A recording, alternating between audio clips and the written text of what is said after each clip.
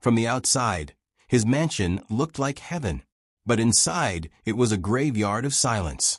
His twins couldn't walk, couldn't speak. Doctors failed, therapists quit, until one woman walked in and did something that would leave the billionaire speechless. From the outside, Richard Campbell's mansion looked like heaven. Golden lights lined the driveway, marble statues guarded the gates, and a fountain danced at the center, its water glittering under the sunset like liquid diamonds. Neighbors called it the palace of perfection. But if you stepped inside, you'd feel something different. Silence. Heavy. Cold. The kind of silence that makes even footsteps sound wrong. Because inside that palace lived a man who had everything except happiness. Richard Campbell, billionaire tech genius. The man who built empires with his mind, who turned ideas into fortunes. His name filled magazines, business journals, and Forbes lists. But none of that mattered inside those walls. There, he was just a father. A broken one. His 6-year-old twins, Emma and Noah, sat by the window every morning, staring into nothing. Their faces expressionless, their hands motionless, their eyes dull and distant. They hadn't spoken a single word since birth. They couldn't walk. They couldn't play. They couldn't even laugh. Their room was filled with toys no one touched. A tiny piano collected dust in the corner. The bright-colored walls seemed to fade more each day. Doctors had a name for it: psychogenic paralysis. A condition not caused by injury, but by trauma. Their bodies were fine, their minds trapped. But what kind of trauma could do this to children who never even learned to speak? No one knew. Richard had spent millions trying to find out. The best neurologists, the top psychologists, experimental treatments overseas, private tutors, and speech therapists from around the world. Every one of them had said the same thing: Mr. Campbell, your children's bodies are fine. Their minds, they've chosen silence. He didn't understand. Chosen silence? He was a man who solved impossible problems for a living, designing systems, decoding algorithms, building the future. But when it came to his own children, there was no code to crack. He remembered the day everything began to fall apart. 2 years ago, the day his wife, Lily, passed away. She'd been the light of the house, soft-spoken, kind, always singing. The twins loved her songs. But when she got sick, things changed quickly. Hospitals, tubes, machines. And then one morning she was gone. Richard didn't cry at the funeral. He couldn't.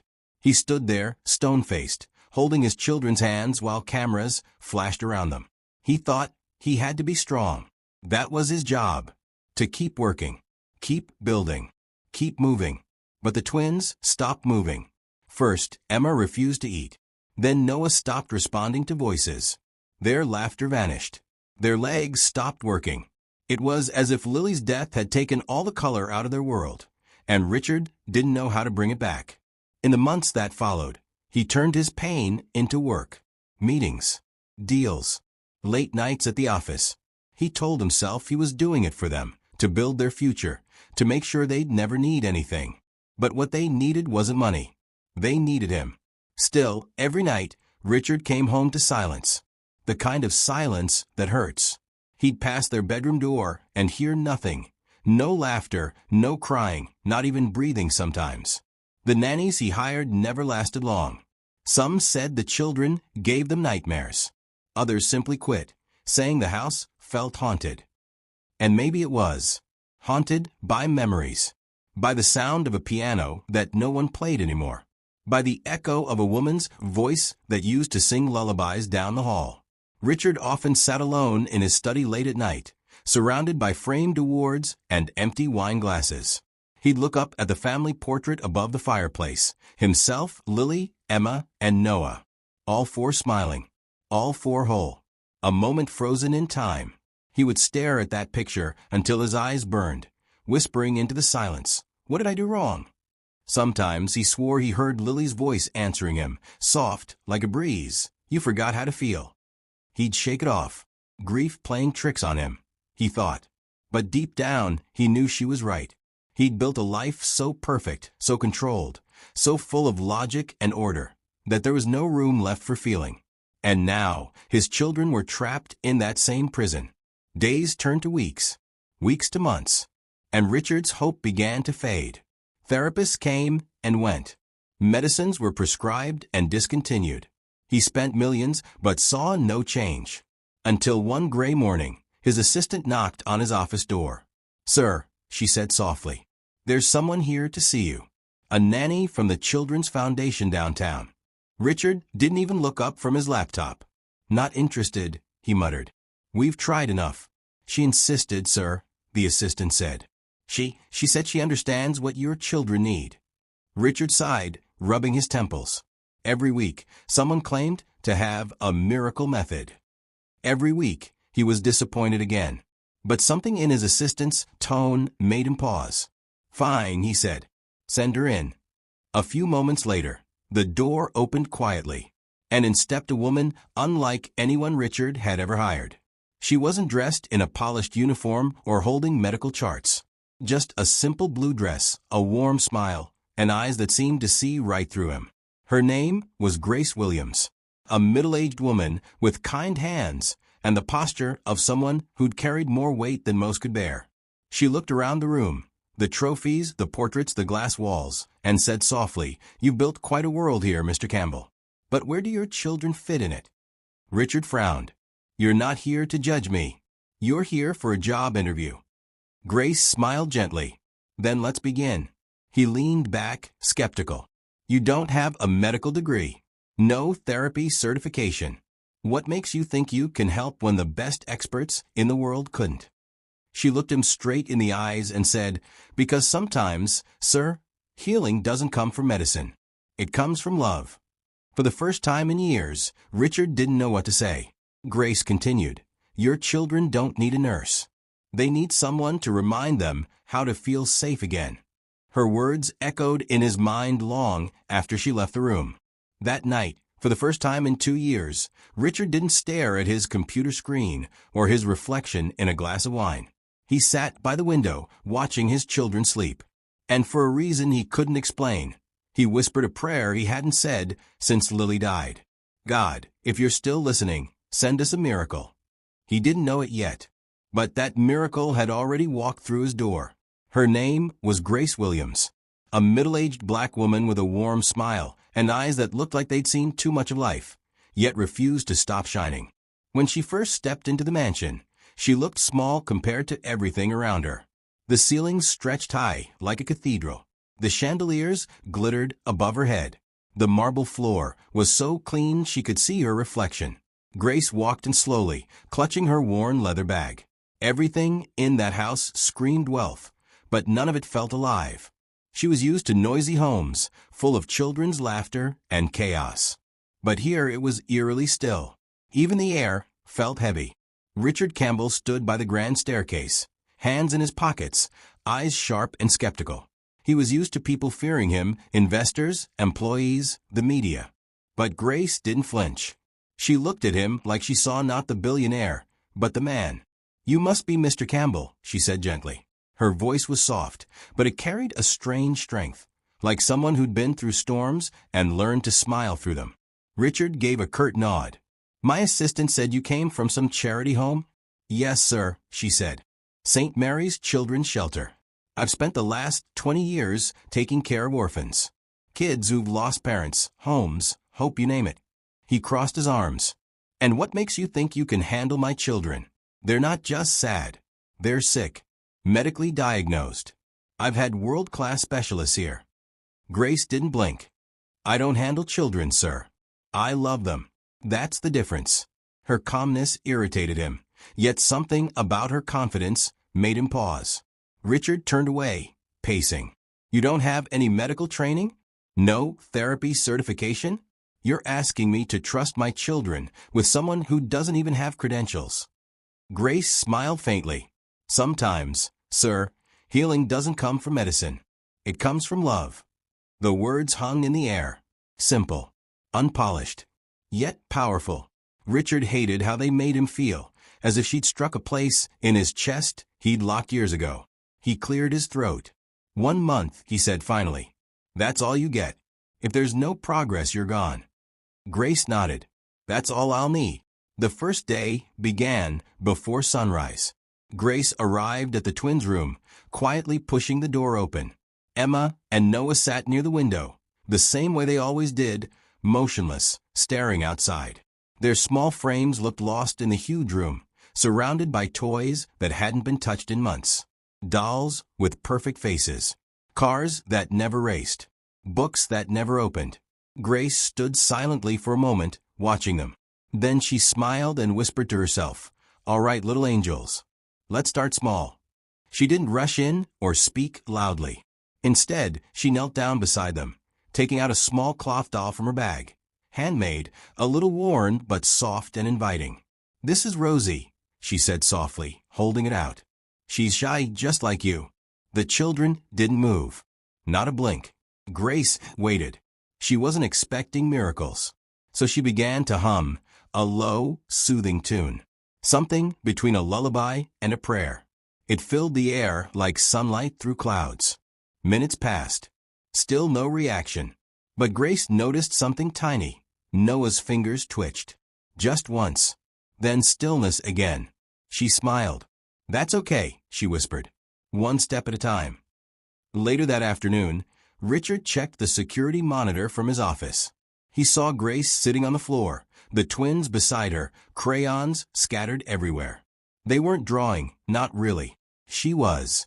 Big, colorful shapes on paper. A sun, clouds, stick figures holding hands.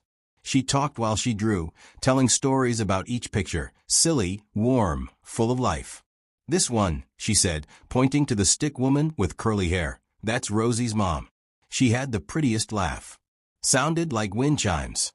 Emma blinked, a tiny movement, but enough to make Grace's heart race. Richard leaned closer to the screen, frowning. No one had gotten that much attention from the twins before. "Maybe luck," he muttered, turning away. But deep down, he felt something he hadn't in a long time, curiosity. Over the next few days, Grace made the mansion feel different. She opened the windows to let the sunlight in. She moved the furniture to make more space for play. And most importantly, she talked. To the children. To the walls. To the silence. Every story she told had laughter, music, and heart. Richard, working from his study, often found himself pausing mid-call just to listen. He could hear her voice drifting down the hallway, calm, steady, full of warmth. One afternoon, he walked past the twins' room and stopped at the door. Grace was teaching them to clap along to a rhythm. A simple game, 1 clap for yes, 2 claps for no. Noah's hand lifted slightly, then dropped again. Grace didn't scold him. She smiled and clapped once herself. "Perfect," she said. "That's how we start." Richard felt something sting behind his eyes. He turned quickly and walked away. That evening, during dinner, Grace joined Richard in the dining hall. He rarely ate with anyone, but tonight he invited her, curiosity winning over pride. He watched as she ate slowly, thanking the chef, complimenting the soup like she'd never tasted anything so fine. "You talk to everyone like they're important," Richard said quietly. "That's because they are," Grace replied. "Sometimes the people who feel the smallest need to be seen the most." Richard looked down at his plate. For a moment, he didn't feel like a billionaire, just a father who'd failed to see his children. Grace continued gently, "Your kids don't need to learn to speak yet. They need to remember what it feels like to be safe, to be loved without being tested." He met her eyes. "You really think love can fix all this?" She smiled. "Not all at once. But love can open the door, so healing can walk in."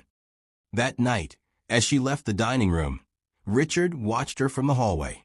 The woman he'd almost turned away was walking toward the twins' room with a small lantern in her hand, humming softly. For the first time in years, he felt something stirring inside him, a strange, fragile hope. He didn't know if Grace could really help his children, but he knew one thing for sure. For the first time since his wife's death, the silence in that house didn't feel so heavy anymore. And he found himself wondering, could this woman, this ordinary nanny from nowhere, really bring his family back to life? On her first morning in the Campbell mansion, Grace didn't bring medical files or therapy charts. She brought something far simpler, a small wooden drum, handmade. its surface worn smooth from years of use. When she entered the twins' playroom, the air felt thick with quiet. The curtains were half drawn, letting in weak rays of sunlight. Toys sat untouched on the shelves, expensive, lifeless reminders of what childhood was supposed to be. Emma and Noah sat by the window, as always, pale and still, staring into the garden where raindrops still clung to the glass. Grace placed the drum on the floor and sat down cross-legged. No introductions, no questions, just a quiet smile. Then she began to tap. Soft, gentle, like a heartbeat. Tap, tap, tap, tap, tap. Her rhythm filled the silence, not demanding attention, but inviting it. At first, nothing happened. Emma's gaze stayed fixed outside. Noah's head remained tilted downward. Grace didn't mind. Healing, she knew, didn't rush. It whispered. She kept tapping, sometimes humming a tune under her breath, a melody with no words, just warmth. She swayed a little, her eyes closed, letting the rhythm guide her. After a few minutes, she felt it, a change. The air in the room seemed to shift. Emma blinked. Once. Then again. Noah's eyes flicked toward the drum. Grace smiled, her heart swelling. "That's it, baby," she whispered softly, still tapping. "You can feel it, can't you?" She didn't expect them to answer, but the faint spark in their eyes told her enough.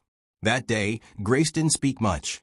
She just played, tapping, humming, laughing at her own offbeat rhythms. Sometimes, she'd make silly noises, pretending to mess up, clapping wrong, giggling at herself. "Oops. Miss Grace can't even count to 4, she'd say, with exaggerated shock. No reaction. But that was okay. She came back the next day. And the next. Every day, she added something new, small hand motions, gentle claps, a few colored scarves that fluttered like birds when she waved them. And slowly, something began to change. Emma's eyes followed the scarf as it floated through the air. Noah's hands twitched when the drumbeat sped up. It wasn't much, but in a house that had forgotten what joy looked like, it was a miracle. One morning, Richard happened to pass by the playroom on his way to a meeting. He stopped at the door, half hidden, watching. Grace was sitting on the floor again, surrounded by colorful scarves, toy instruments, and picture books. She tapped her drum, singing softly. Musical note, "You are my sunshine, my only sunshine." Musical note. Her voice was rich and gentle, a little rough around the edges, but full of heart. For the first time in years, Richard saw something flicker across Emma's face. Her lips trembled. Almost a smile. He blinked, unsure if he was imagining it. Grace noticed too. She didn't stop singing. She simply smiled wider and nodded encouragingly. When the song ended, she whispered, "Beautiful job, sweet girl." Emma's eyes glistened. Richard quietly turned away, pretending not to wipe the tear that escaped his own eye. By the second week, Grace started a new kind of therapy, one that didn't come from any book. She called it the sound of joy. She'd mix laughter with rhythm, making silly sounds between beats. Ha-ha tap, hee-hee tap tap, woo-hoo. At first, it sounded ridiculous. But children understood joy before they understood words. And soon enough, the magic began. Emma smiled, a tiny, uncertain curve of the lips. Noah's head tilted when Grace laughed, as if trying to mimic her sound. One afternoon, Grace clapped twice and waited. Noah blinked, then clapped once, offbeat but real. She gasped softly, her eyes filling with tears. "That's it, sweetheart. You did it." She didn't cheer loudly or call Richard to see. She just smiled through her tears and whispered, "Good job, baby. Mama's proud of you." Then, one gray afternoon, something extraordinary happened. It had rained earlier, leaving puddles across the garden. The air smelled of wet earth and roses. Grace led the twins outside, something no one had dared to do in months. Their small hands rested in hers as she guided them onto the damp grass. "Noah, Emma," she said softly, "today we're not walking. We're painting." She crouched down and dipped her fingers into a puddle of mud. Then, with a grin, she drew a big, messy, smiley face on the ground. "See that? That's sunshine after the rain," she said, laughing. The twins watched silently. She handed them each a stick. "Your turn," she said. Noah's fingers trembled. Emma looked scared, as if she might cry. Grace didn't push them. She just smiled and whispered, "Your mama's watching. Show her your smile." Something flickered across Emma's face.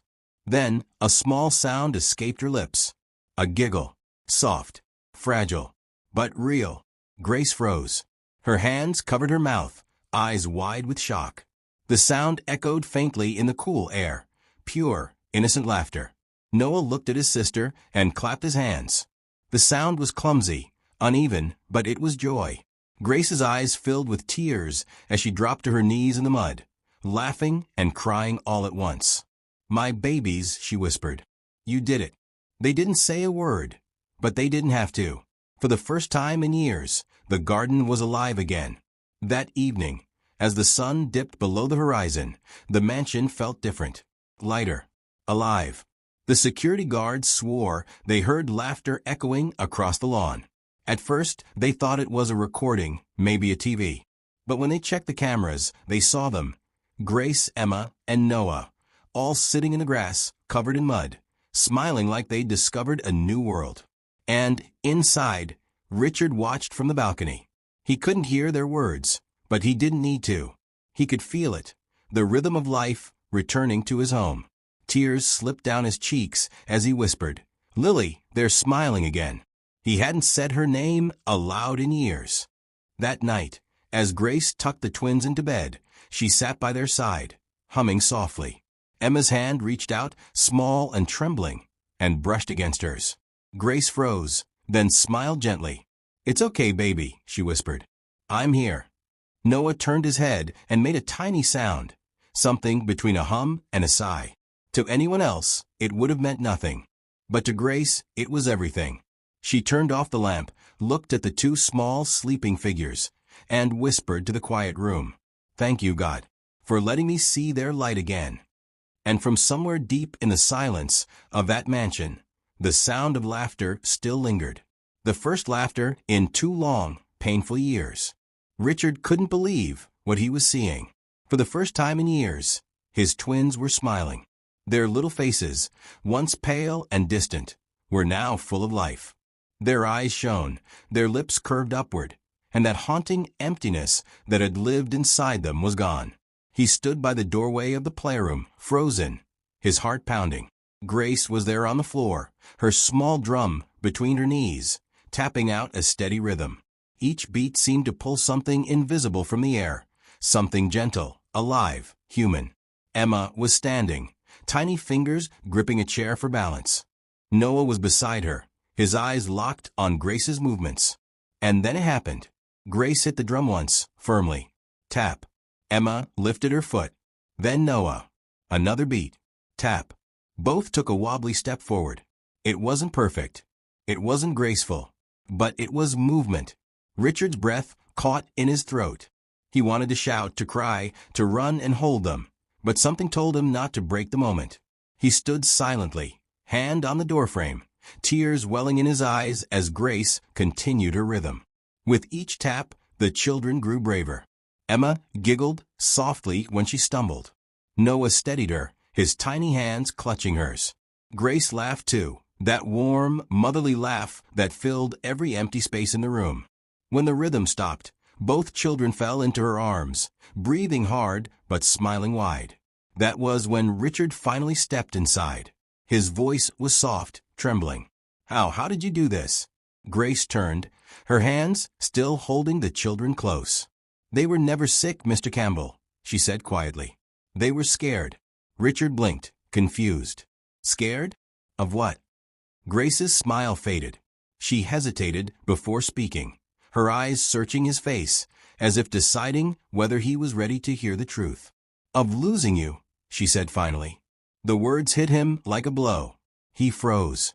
The air seemed to leave the room. "Me," he whispered. They lost their mother, not me." Grace looked at him with gentle sadness. "They lost her, yes. But they lost you too, sir. Not to death, but to grief." Richard swallowed hard, his throat tightening.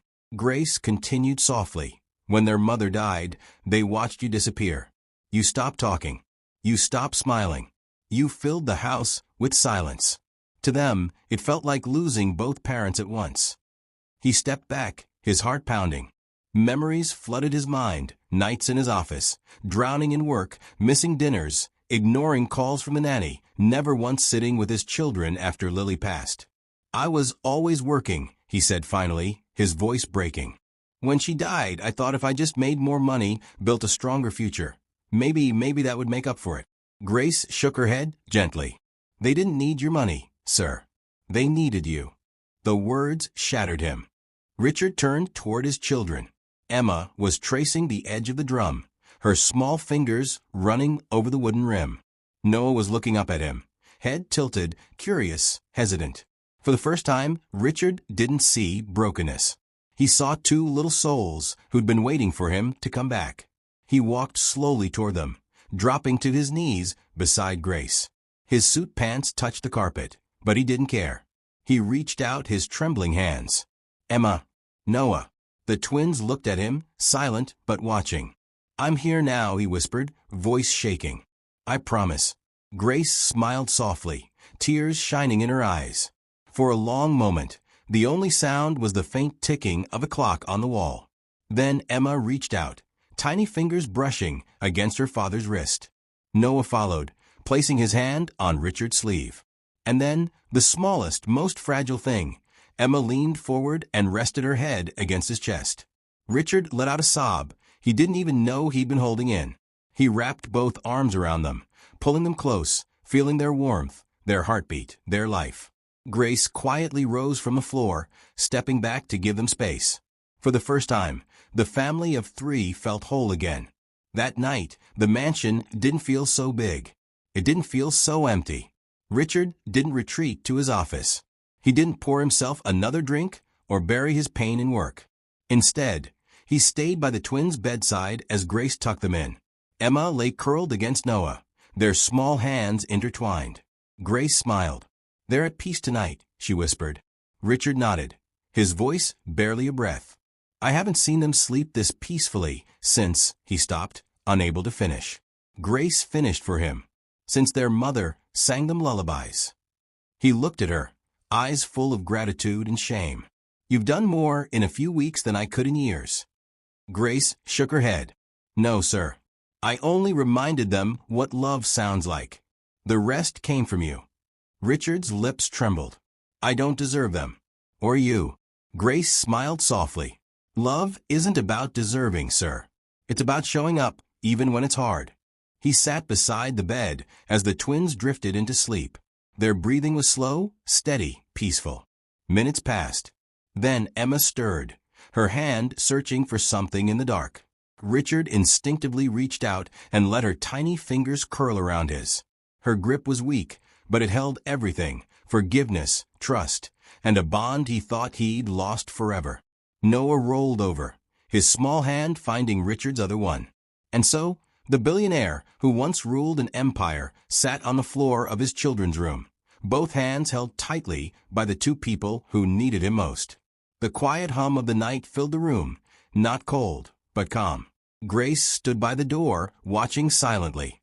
She whispered a soft prayer to herself. "Thank you, Lord. The Father has come home." Then she turned off the light and stepped into the hallway. Behind her, Richard leaned down and kissed his children's foreheads. "I'm here now," he whispered again. "I'm never leaving." The twins didn't reply. But that night, for the first time in years, they slept holding their father's hands, and the mansion that once echoed with silence finally felt alive again. Weeks passed.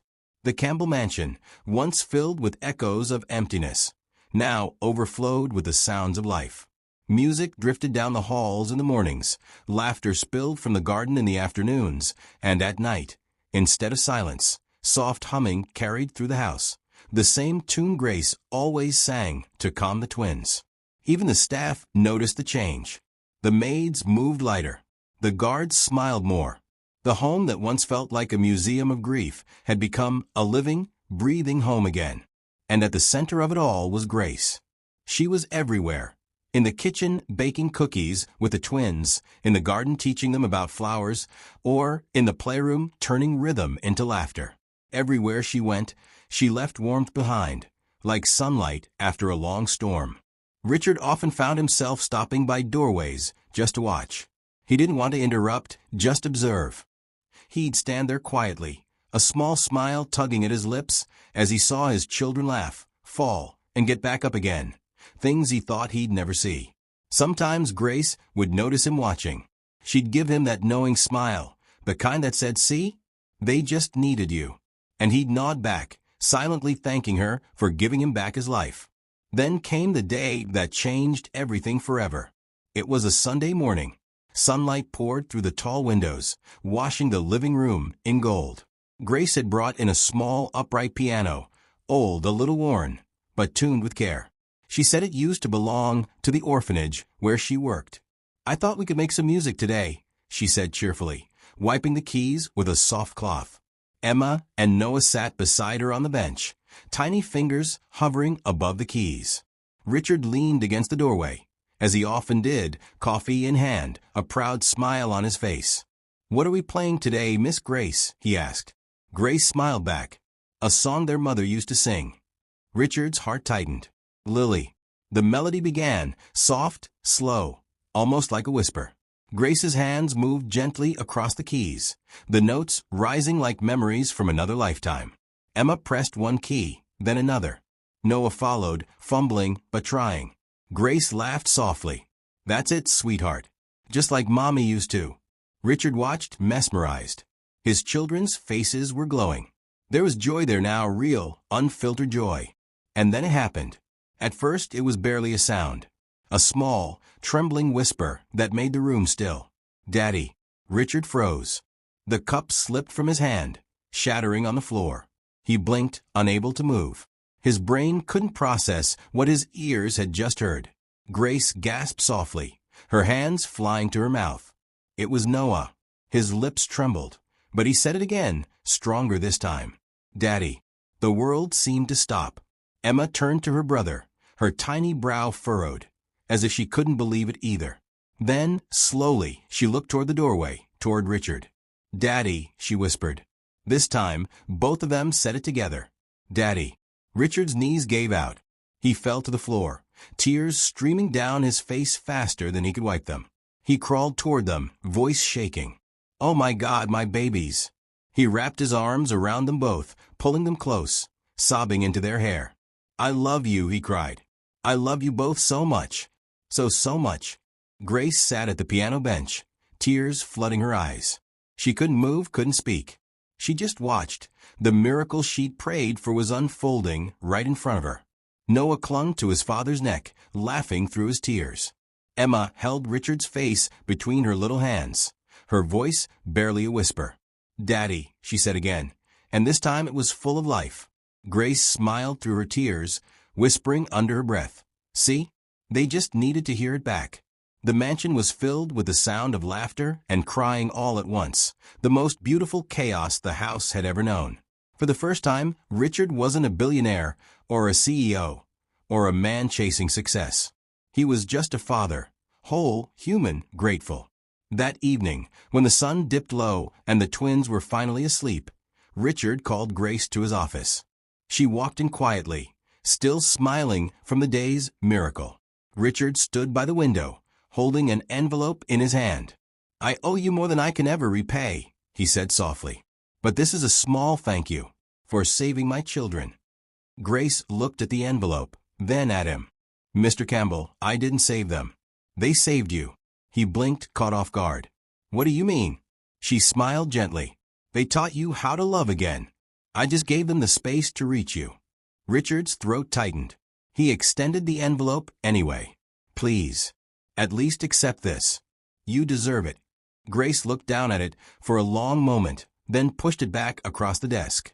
"I don't need money, sir," she said softly. "Just promise me one thing. Anything. Never let them forget what love sounds like." Richard stared at her, and for once, the man who had always had an answer for everything was speechless. He finally nodded. "I promise." Grace smiled, her eyes glistening. "Then my work here is done." The next morning, the mansion was quiet again, but not from pain this time. From peace. Grace was leaving. Her small suitcase sat by the door. The twins clung to her legs, tears in their eyes. "Miss Grace, don't go," Emma whispered, her tiny voice trembling. Grace knelt and hugged them both. "Oh, my loves. I'm not really going. I'll always be here." She placed a hand over their hearts. "Right here." Richard stood by the staircase, watching silently. "Thank you," he said, voice breaking, "for everything." Grace smiled one last time. "Take care of them, Mr. Campbell. And yourself." As she walked down the grand hallway for the last time, she turned back once. What she saw made her heart swell. The twins running into their father's arms, all three of them laughing, bathed in morning light. The mansion that was once a tomb of silence now sang with laughter, music, and love. Grace wiped a tear, whispered a quiet prayer of gratitude, and stepped out into the sunlight.